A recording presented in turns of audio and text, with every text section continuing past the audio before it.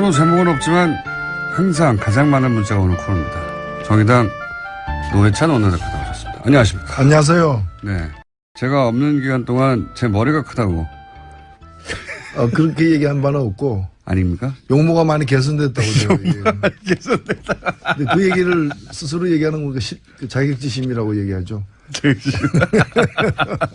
제 용모는 20대는 정말 출중했습니다. 개선된 게 아닙니다, 이게. 그건 제3자가 이렇게 볼 때는, 객관적으로 볼 때는 많이 좋아졌어요. 인간의 가능성을 이렇게 확인해가는 과정이었죠. 제가 대표님이 안지 오래돼가지고, 네. 변천사를 아시는 분의 말이라서 신빙성이 있다고 생각하실지 모르겠는데, 아닙니다. 제가 훨씬 나았습니다. 대표님이야말로, 뭐랄까요. 불변의 법칙이라고 할까요? 20년 동안. 이제 뭐 일관성이라고 얘기하죠. 일관성. 용모 일관성. 자, 국정이 아니죠. 시정연설이 있었는데 어떻게 보셨습니까? 추경 예산과 관련해가지고 대개 이제 시정연설은 그 다음에 본 예산을 그렇죠. 예. 이제 9월이나 10월에 이제 상정하면서 대통령이 연설을 하는 게 관례인데 추경 예산 가지고 대통령이 직접 온 경우는 이번이 처음인 걸로 맞습니다. 알고 있습니다. 그리고 대통령께서 취임식을 국회에서 한 이후로다가 한 달 사이에 2번 온 셈이죠. 제스처, 물론 협치라는 시대적인 키워드 때문에도 그렇겠지만, 실제 대통령이 국회를 매우 존중하겠으니 좀 도와달라, 이런 제스처 커요, 아주, 지금. 네, 그런 게 크고, 그러니까 과거의 그런 관례들, 권위를 앞세운 그 관례들이 완전히 지금 해체되고 있기 때문에, 저는 국회의원들이 떨고 있다고 봐요. 저 사람이 또 오지 않을까, 뭐 이런 거. 또 오지 않을까. 저분이 또 오지 않을까. 자꾸 와가지고 우리 입지를 줄이지 않을까. 예, 그렇죠. 어제도 뭐 끝나고 나가면서 보통 보면은 도도하게. 곁눈질 하지 않고 앞만 보면서 양쪽에 자기 쪽 당, 여당 의원들 악수만 하고 가는데 앞에서부터 이제 야당 의원들하고 악수도 하고 뒤에 가서는 또 그날 이렇게 오지 않았던 차담에 불참했던 자유한국당 대표까지 찾아가서 악수하고 이렇게 굉장히 공세적 스킨십이죠. 곤란합니다. 이럴 경우에 야당 입장에서는. 그렇죠. 대립각을 세우고 우리를 무시했다고 하고 화를 내야 되는데 자꾸 대통령이 와서 악수하자 그러고 인사를 하고 가니까. 거의 뭐 F킬러를 발견한 모기들 같은 그런 상황이죠. F킬러를 발견한 모기. 그게 이제 어제 이제 인터넷에서 야당 의원들이 앉아 있었다고. 네. 성토하는 글들도 있던데 사실은 과거 민주당이 야당 시절에도 입장할 때는 서 있었지만 퇴장할 때는 앉아 있었거든요. 예. 저희들도 어떤 의원이 묻더라고 저한테 어떻게 해야 되느냐 그래서 아니 우리가 작년에 박근혜 대통령 들어올 때도 우리 일어서지 않았나 물론 그렇죠. 박수는 안 쳤지만은 그래서 일어서는 것 자체는 찾아온 손님에 대한 예의다. 당연히 일어서야죠. 일어서야 되는데 그걸 또 다리 근력이 부족해서 그런지 이제 일어서지 못하고 이렇게 아니 민주당도 입장할 때는 일어섰었고요. 과거에 이명박 박근혜 대통령 시정연설 할 때 퇴장할 때는 앉아 있었어요. 그러니까 그렇게 똑같이 한 거예요. 똑같이 차이가 있다면 제 저는 기억으로. 일어섰어요. 그때도 일어섰어요. 퇴장할 때도 일어섰어요. 퇴장할 때도 일어섰죠. 그렇군요. 그리고 나서 차이가 있다면은 이제 말씀하셨듯이 대통령은 그냥 가운데 여당이 앉아 있으니까 그 사이로 빠져나가는데 어제는 이제 여기저기 막 다 휘저었죠. 휘저고 달면서 야당 대표도 어딘지 막 찾아가지고 막 악수하러 가고 원래 이제 우리를 무시했다고 해야 되는데 막 와서 악수하니까 곤란하죠 이거. 그런데 대통령이 와서 악수하자 그러는데 악수 안 할 수 없잖아요. 잘하신 겁니다. 아주 잘했어요. 곤란하게 만들었고 PPT는 어떻게 보셨어요? 그 부분도 이제 PPT가 더 설득력이 있다기보다는 굉장히 노력을 하고 있다. 그렇죠. 그러니까 추경 예산을 직접 와서 연설한 것부터 시작해서 이걸 통과시켜 달라라는 그런 게 마음으로 몸으로 다 보여주는 그런 상황이었다고 봅니다. 국민들한테 보여주는 노력이기도 하고요. 보라고 우리 이렇게 노력하고 있는데 제발 국회에서 통과시켜 주기를 바라는데 국회가 이렇게 되면 공이 국회로 가는 거거든요. 그렇죠. 근데 이제 자유한국당 입장에서는 아예 여기에 참여하지 않겠다. 추경 예산 심의하는데 이렇게 나왔지 않습니까? 그건 제가 볼 땐 좀 계산부터가 잘못된 게 아닌가 싶어요. 왜냐면은 인사 문제는 OX거든요. 중간이 없거든요. 예. 근데 이제 이 추경 예산 같은 경우는 어떻게 하든 통과는 되게 돼 있어요. 예. 그리고 무엇보다도 반대할 명분이 없고요. 예. 내용에 이제 자신들이 보기에 내용에 문제가 있다고 생각되면은 심사하는 과정에서 그 어차피 한 글자도 고치지 않고 숫자 하나 바꾸지 않고 통과되는 예는 없기 때문에. 그런 예산은 없으니까. 예, 심사하는 과정에서 이러저러하게 이렇게 자신들의 의견도 이렇게 주장하고서 일부 반영하면 되는 일인데 그걸 통으로다가 아예 안 하겠다고. 하지 않겠다라는 거는 그건 말이 안 되는 거죠. 전략을 잘못 잡았다고 저도 생각이 되는 게 예. 시민을 하다가 막 문제 삼고 비판하고 그러면 되는데 아예 그 자리에 안 들어가면 그럴 수도 없지 않습니까? 안 들어놓고 나중에 또 그 다른 야당들이 그 여당하고 같이 합의라니까 기습 합의다. 예. 아니 학생이 수업 시간에 수업 안 들어가 놓고 예정된 수업이 진행되니까 기습 수업이다. 얘기하는 거 똑같은 거지. 이게 말이 안 되는 얘기죠. 그러니까 그 말을 하려고 이제 안 간 거죠 일부러. 기습 예, 합의했다고. 나 좀 화났다 이제 이 얘기인데 결국 화를 입는 거는 본인들일 것이다. 저는 그렇게 봅니다. 그 대표님만 나오면 코너 제목이 문자로 세도예요. 오늘 새로운 나온 것 중에 이런 게 있네요. 노르가즘이라고. 예. 아침에 듣기에는 좀 그러하네요. 네, 노르가즘. 괜찮습니다. 노래찬의 노르가즘. 야합니다만은. 그래서 자유한국당 입장에서는 거기 같이 참여하는 것 자체가 인정해주는 꼴이 되니까 존재감을 드러낼 방법을 더 강한 방법을 계속 찾고 있는데. 아니요. 그러려면은요, 방법이 두 가지가 있습니다. 그러니까 그 참여하는 것, 그 예산, 추경 예산 심의에 참여하는 것 자체가 상대를 인정하거나 추경 예산을 인정하는 꼴이 되어서 불참했다면은 그러면 국회의원으로서 왜 그 자리에 앉아 있어요? 국회의원 사퇴해야죠. 그리고 더 확실한 게 정당을 갖다가 다른 당을 당으로 인정하지 않는 거니까 정당을 해산해야죠. 네. 그거는 왜 안 하는지 저는 그 의문이에요. 원래 전략은 본인들이 안 가놓고 자기들이 없는데 합의했다고 비난하면서 피해자가 되고 그러면서 국정을 독단으로 운영한다고 하는 비난을 하려고 하는 그런 프레임이죠. 근데 뭐. 잘 안 먹히고 있어요, 근데. 안 먹히지만 목적은 달성할 가능성이 있어요. 목적이 이제 자기가 피해자가 되는 거니까.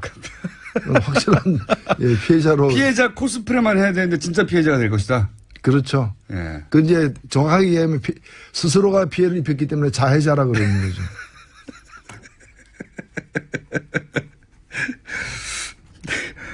새로운 어딩이 참 많이 나와요. 이 코너를 하게 되면. 미리 생각하고 나오시는 겁니까? 아니요. 이건, 예. 이거 지금 제가 얘기하는 거는 뭐 정치에 대한 얘기가 이건 국어에 대한 얘기죠. 국어에 대한 얘기. 우리말 올바로 쓰기 뭐 이런 거죠. 우리말 올바로 쓰기.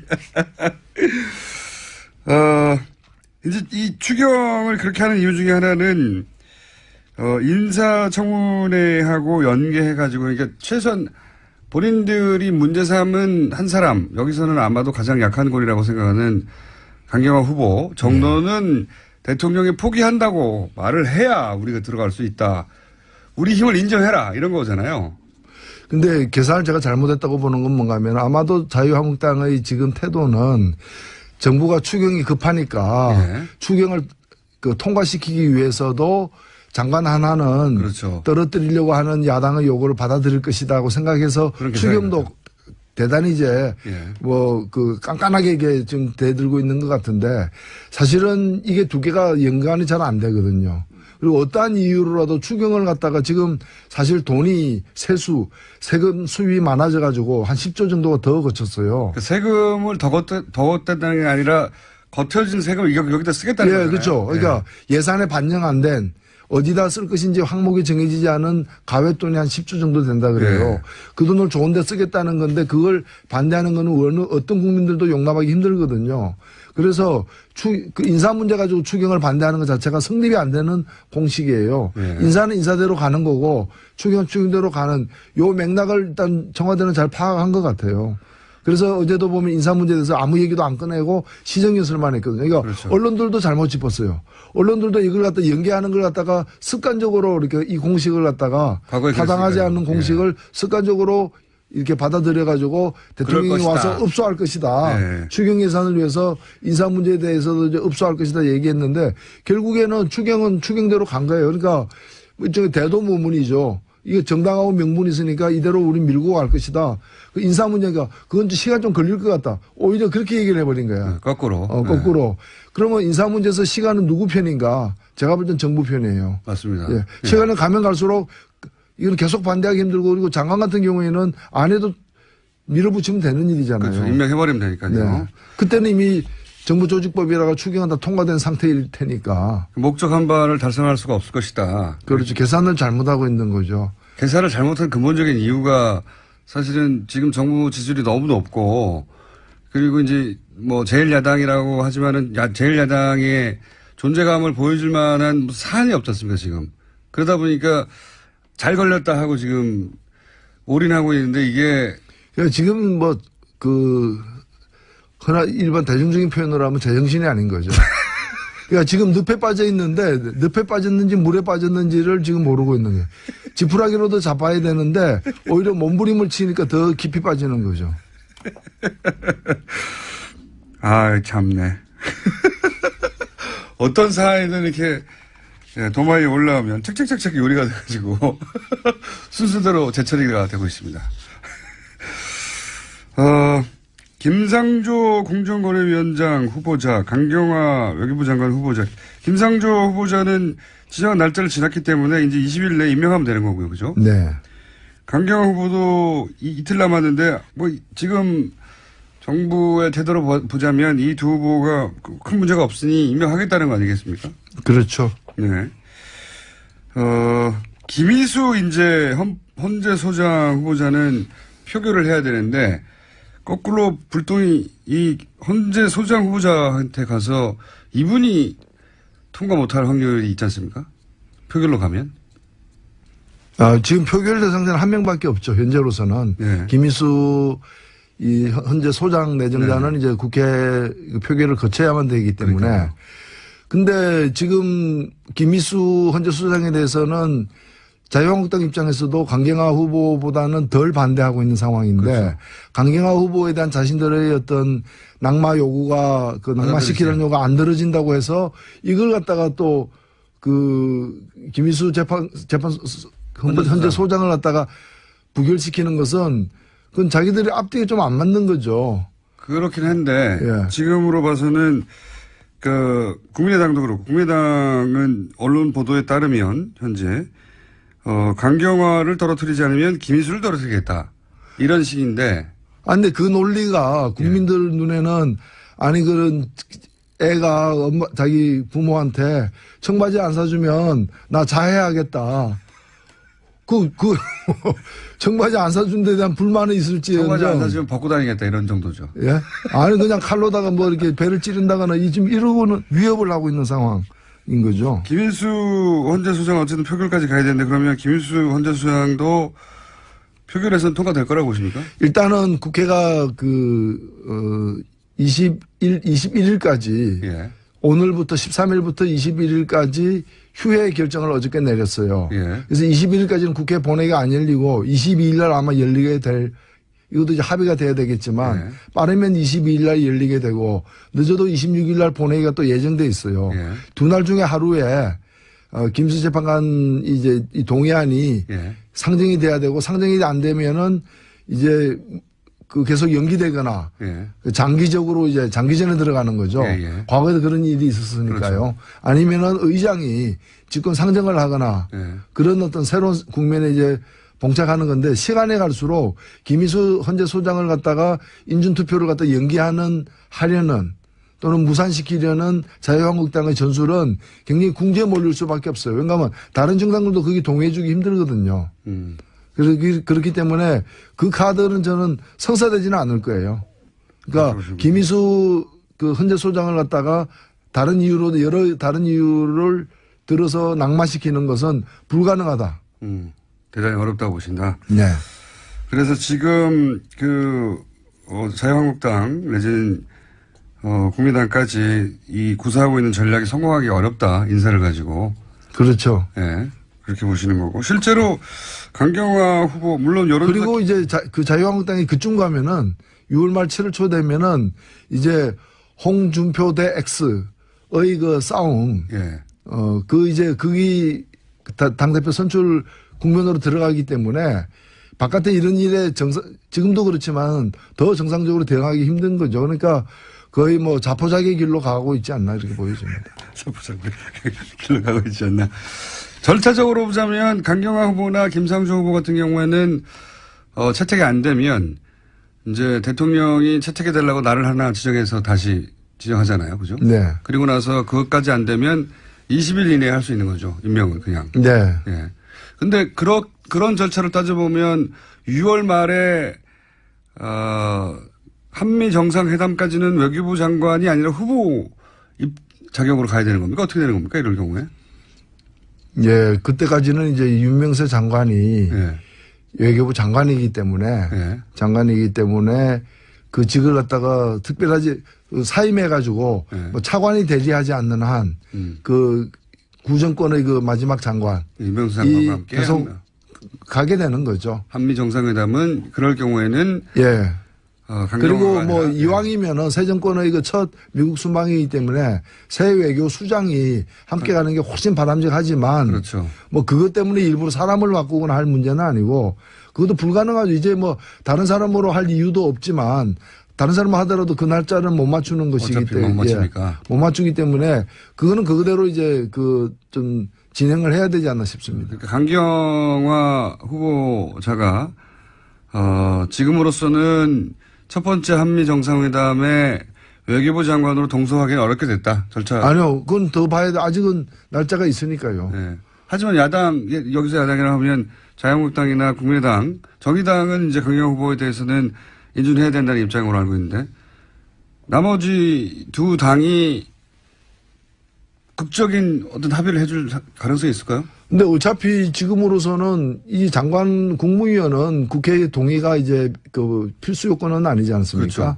그렇지만 이제 시간이 있지 않습니까? 시간. 예를 들어서 채택이 불발되고 그리고 나서 다시 날을 지정하고 그리고 20일이 지나고 뭐 이런 물리적 시간이 필요하지 않습니까? 재청구를 할 수도 있고 안 할 수도 있기 때문에 반드시 해야 되는 건 아니기 때문에. 그럼 재청구 없이 바로 임명할 수도 있습니다. 그건 뭐 있죠. 그거는 의지에 따라 다른 것인데 뭐 그렇게 무리할 것으로 보이진 않지만. 네. 않지만은 또 그래서 이 부분은 좀 유동적이라고 저는 보여집니다. 보여지는 거. 그리고 지금 왜 그 일부 야당들이 전술을 잘못 짜고 있냐면은 지금 미뤄졌던 국무위원들의 속속 이렇게 1진, 2진, 3진 이래가지고 계속해서 발표가 되고 있지 않습니까? 네네. 이게 많이 발표되면은 앞에 3명만 했기 때문에 네. 이게 그 중에 문제가 됐던 거거든요. 근데 제 3명 중에서 제가 볼 때 김상조 후보 같은 경우는 역대 다른 정권 하에서의 후보까지 다 포함해서 보면은 네. 역대 국무위원급 후보, 인사청문회 후보 치고는 A급에 속해요. 특 A급이죠. 뭐 그냥 A급 예. 결점이 없는 건 아니니까. 근데 이 정도면 A급이고 이 두 분 같은 경우에도 B 내지 B 플러스급이에요. 예, 예. 근데 이제 3명이다 보니까 제일 그 순서로 보면 제일 못한 게 B 플러스니까 이거 B 플러스 끌어내리자라는 건데 앞으로 좀 더 가게 되면은 이게 이제 범위가 넓어지면은 이 문제가 이게 희석될 수도 있다고 저는 보여집니다. 그래서 첫 번째 외교회담에서 새로운 외교부 장관과 갈 가능성도 있긴 있다. 그러니까 지금 자유한국당 등이 저 입장을 철회하지 않으면은 결국에 그 한일 간의 그 위안부 합의 잘 됐다고 생각하는 그 옛 장관을 예. 새 정권 새 대통령이 미국 대통령을 만나러 가는데 동행하게 만드는 꼴이 된다는 거죠. 그렇죠. 예. 참 잘하고 있는 거죠. 참 잘하고 있다 이거죠. 예. 실제 그 대표님의 분석이 맞는 것이 강경화 후보자와 관련해서 처음으로 언론에서 이제 의혹 보도들이 있었을 땐 여론조사 기간마다 조사 기법이 조금씩 다르긴 하겠지만 부정적인 기류가 좀 더 높았다가 후보 임명 후보에 대해서 최근 발표된 두 건은 점점 시간이 지날수록 임명해야 된다는 여론이 더 높아지고 있어요. 예. 그렇죠. 예. 여론이 야당이 생각하는 대로 흐르지 않고 반대로 흐르고 있습니다. 이 전략이 잘못됐다는 거죠. 잘못됐고 그러니까 지금 이게 국회에서 국회가 민의의 전당이라고 하는데 그렇잖아요. 국회는 민의의 전당이라고 그러죠. 어떤 국회의원도 국회의원의 전당이라고 얘기 안 해요. 그 민의의 전당에서는 민의가 이겨야죠. 민의가 반영돼야 되는 거고 당들끼리 의견이 다르면은 민의를 쫓아가면 되는 거라고 저는 생각합니다. 이제 추가로 발표된 국무위원들 보면 그 중에서 이분은 논란이 좀 되겠다 이런 후보가 있습니까? 글쎄요, 아마 논란이 된다기보다는 좀 새로운 우리가 상황을 목격하는 일이 아마 있지 않을까. 어떤 법무부 장관으로 내정된 안경환 후보 같은 경우에는 일단은 음주운전으로 걸린 사실이 없거든요. 근데 본인이 이제 음주운전 한 일이 있다라고 이렇게 공개적으로 밝힌 바가 있거든요. 걸린 적은 없는데. 근데 아마 본인의 성격상 법적으로 문제가 안 됨에도 불구하고 그런 일이 있고 반성하고 있다 이런 얘기를 또 먼저 하고 그래서 자리를 숙연하게 만들지 않을까. 지적받지 않았는데 자백하는. 그러면 이제 정무위원 중에도 사실은 나도 안 걸렸지만은 그런 일이 있다라고 얘기해야 되는데 그런 얘기 안 할 거 아니에요. 안 하겠죠. 대조적으로 이제 보여지겠죠. 실제 음주운전을 걸렸던 적이 있는 노동부 장관 후보.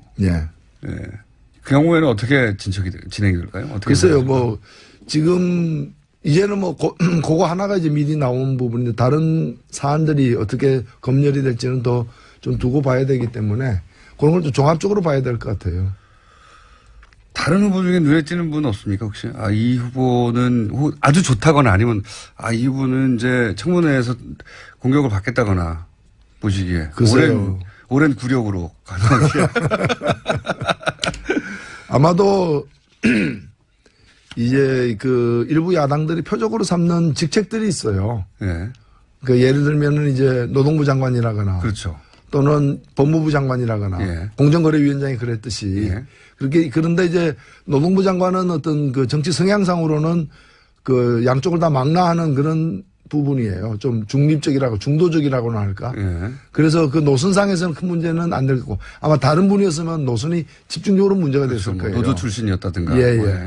그다음에 이제 법무부 장관은 이제 지금 검찰 개혁 중이기 때문에 그와 관련해 가지고 이제 시퍼런 칼을 들고 누가 또 오지 않나 이렇게 곤두섰기 때문에. 법무부 장관이 나를 치지 않을까 싶어. 그래서 지금 이제 안경환 후보자 같은 경우 굉장히 이제 온화한 성품으로 저는 기억하고 있는데 그럼에도 불구하고 이제 비고시 출신이죠.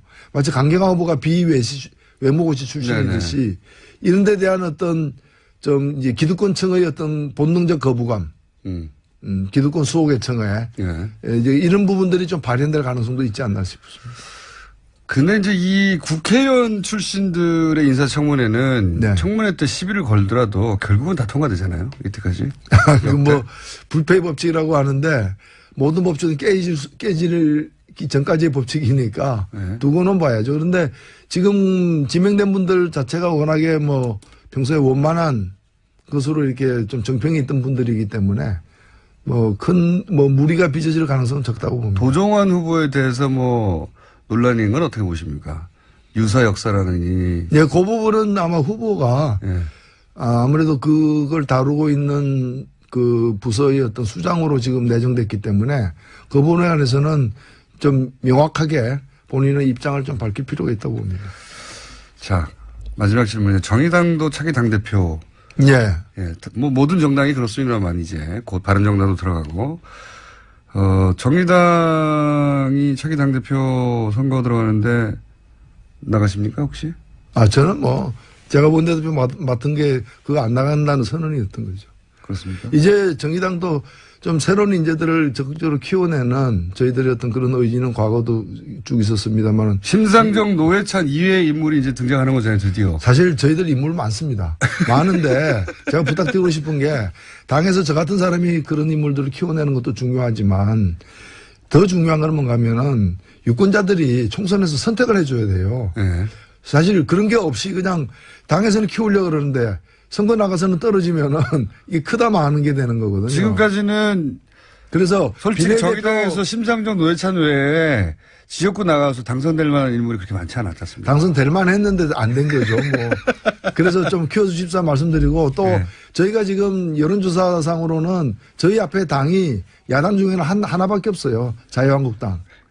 그래서 근데 자유한국당과 같은 시기에 저희가 당대표 선거를 하거든요. 인물들이 지금 그러면 의원들 중에 나오나요? 아니면 의원도 있고 전직 의원도 있고 또 의원 아닌 사람도 나올 수 있고. 누구 나오는지는 모르겠어요. 그거는 개봉박두입니다.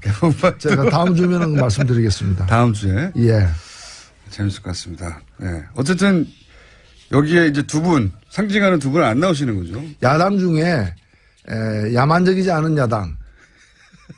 그 야만적인 당이 야당으로도 불리우는데 이제 유일하게 야만적이지 않은 당이 되고자 노력하고 있는 정의당입니다. 그럼 저희 코너인 코너 한번 해볼까요?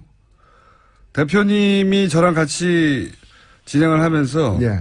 정의당 대표 후보들 불러가지고 청문회 예. 한번 할까요? 뭐 그래도 됩니다. 대표 안 나가시니까. 예. 자, 기대해 주시고요. 코너는 저희가 뭔가 한번 꾸며보겠습니다. 오늘 말씀 여기까지 듣겠습니다. 지금까지 정의당의 노회찬 원내대표였습니다. 감사합니다. 네, 감사합니다.